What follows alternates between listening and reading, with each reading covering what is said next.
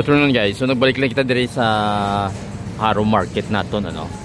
So mga quick update lang kita. Currently may mga pintura na ang iyang mga sides ini no. So ari ko di sa kilid sang Harrow Market naton. And then makita nato may mga canopy na no, nga do atop-atop la guys. So sa sulod kung tanaw naton dire from this side, ang iya areas sa sulod mismo dire sa kilid, medyo may mga pintura naman. Kag last time nga pagkadto naton wala pa ni mga pintura. So currently subong daw ongoing man ang painting siguro sini sa sulod.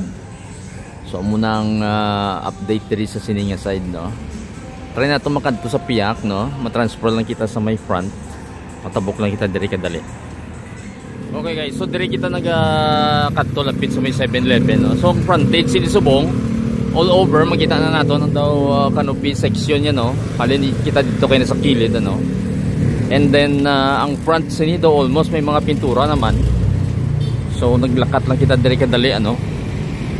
I-zoom naton gamay, makita naton nga most of the area sa may front sini kaga ang sa side siya no, may mga pintura na. And then ang sa tunga-tunga which is ang diri nga area blang may hagdan, amo ni siyang area diri wala pa yagawa pintura. Pero ang iya nga mga sides ni ato sa ginanina naton plus ang diri sa front may mga pintura na. And even ng sa sulod sini, try natin kung ma-zoom pa no. Makita nyo dira. Puti naman yan makita naton diri. So may pintura naman siya. And then ang ulunhan sini amuman. So try nato maglakat kadto sa may diri sa daw dako nga kahoy bala guys.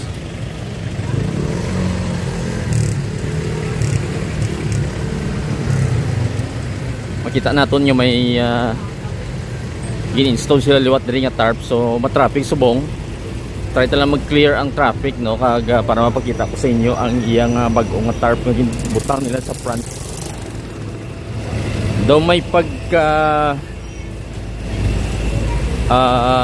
dinumaan man niya design ano do para man sang aton niya lapas nga market. So aring iyang tarp makita nato sa kilid dira luwas sa iyang information no nga 99 million nya budget ara man sa kilid ang iyang design no. So amo ni siya ang finish nga architectural nga design nila no sa iya nga daw drawing. So makita nato amo nang iyang itsura dapat. So may accent nga blue and white ang color niya. And then ang kilid niya sa likod niya guys makita nato ng hagdan. So amo na siyang area dira. So zoom out naton liwat. So almost nga ang atop gani naga-blue ng color niya and all the whites nga mga pintura ara naman siya in place na no. So eventually hopefully base madungan man siya nga matapos ini kay do target nila October to ang Central Market kag ang Terminal Market which is ang Super. So hopefully tani kung mauna ini or ang lapas or idungan nila pwede man ano. Pero tini gamay lang ning Harrow Market so dapat tani nahuman na ini in advance no. So medyo na delay man siya.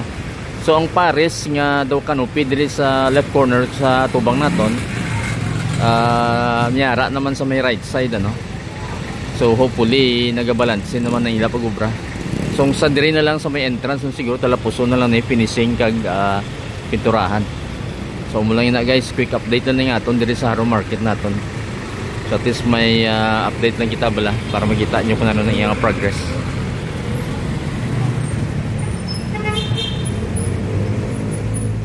Mayong gabi guys. So nagbalik kita diri sa may Harrow Plaza no. Kay recently gin open na diri ang area nga gibutangan bala guys ang fountain.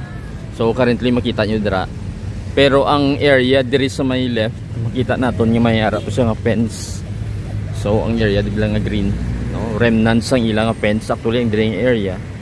Hasta diri sa side niyan may fence sa una so gin open na nila. So matry lang kita view sang I'm not sure kung may ara sila nga daw music na gina-synchronize no nga parehas dito sa may molo pero daw siguro wala no. So we will find out. So mga video lang kita dire do clandestine style lang ano, ma-observe lang kita sang iya nga daw light show.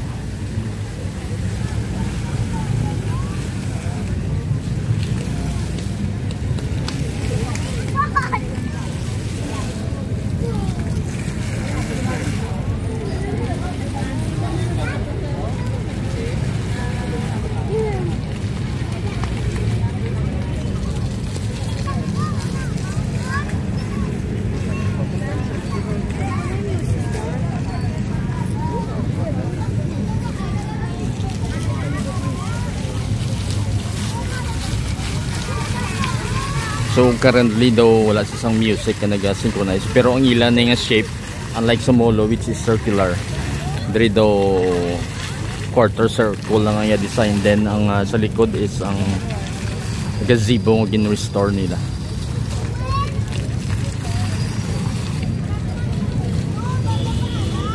So damo diri nag-tanaw mga families ano, mga grupo-grupo kag mga bata kay namian sila magtanaw. Maliso lang kita dire sa kilid.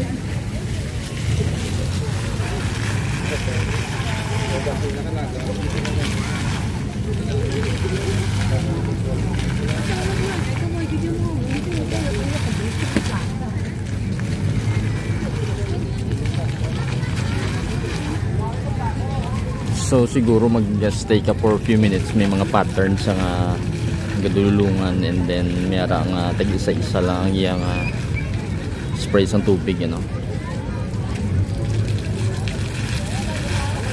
Mayara kita I think daw RGB lights, so gabay-lubaylo niya color.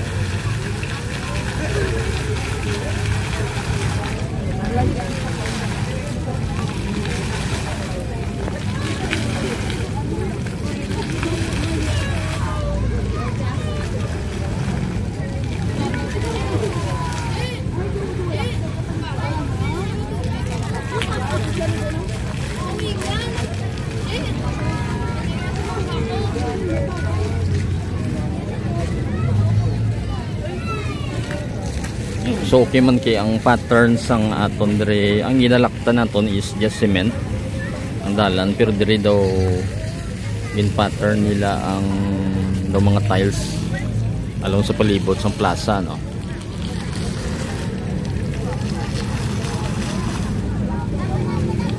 So kung may time ka mo, hapit lang ko dire guys sa may Plaza Haro. So hopefully mas madugang sila di sang speaker, most probably. Let's see in the future, no, kung na mo na ila pag-obrahan. Ang gazebo dire ang babaw ya daw may pagka pyramid ng shape sa babaw, no.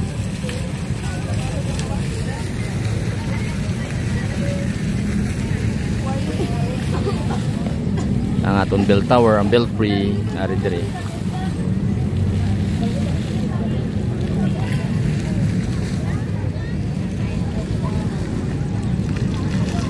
So mula na guys, ginungunat nagkanto din nga maglugab ibla. It's just before 7. After 6:30 makita nyo na din nga gasiga. So early in the morning kay na nakita ko daw sige pa yang test run, no, pero di na makita ang lights, so kung gabi nyo lang makita. To the next video guys, thank you for watching.